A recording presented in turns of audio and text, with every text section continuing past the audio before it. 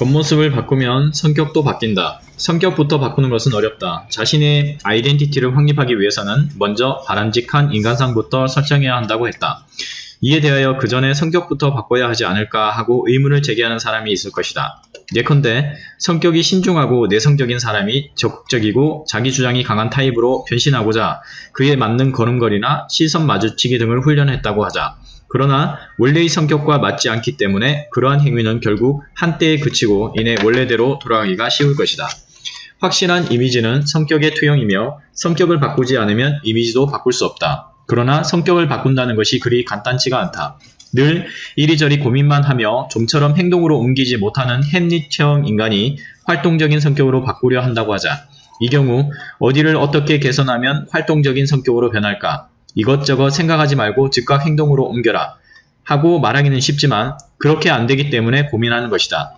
성격 자체를 개조하는 것이 불가능하지는 않지만 시간이 무척 많이 걸리는 일이다. 그렇다면 겉모습부터 하나씩 바꿔보는 것은 어떨까?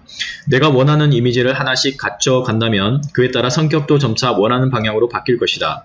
소심한 성격으로 대인관계를 기피하던 사람들이 활달한 세일즈맨으로 변신하여 억대 연봉을 달성하는 경우를 우리는 주위에서 심심치 않게 본다. 성격을 바꾸려면 인상의 반사를 이용하라.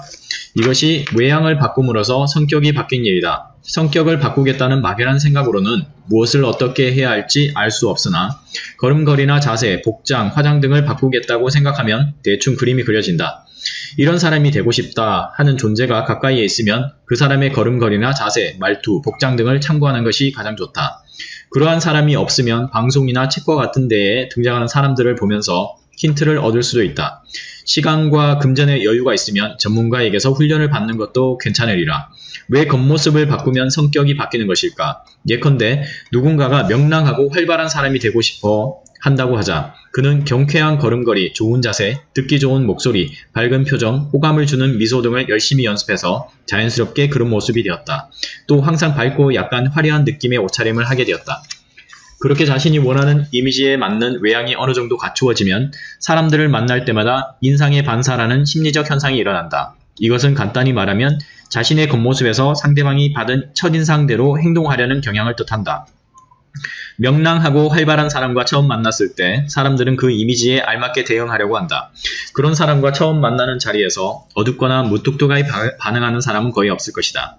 명랑하고 활발한 사람에게는 밝은 표정으로 상냥하게 인사하고 대화를 나눌 때는 약간의 농담을 섞기도 한다. 그런 반응을 보면 본인은 상대방이 나를 명랑하고 활발한 사람으로 보는구나 하는 느낌을 받고 계속 그렇게 행동하려 한다. 이러한 상호작용 속에서 이야기꽃이 피어오르거나 일이 잘 성사되면 그 후 다른 사람을 만날 때에도 똑같이 행동하는 경향이 있다.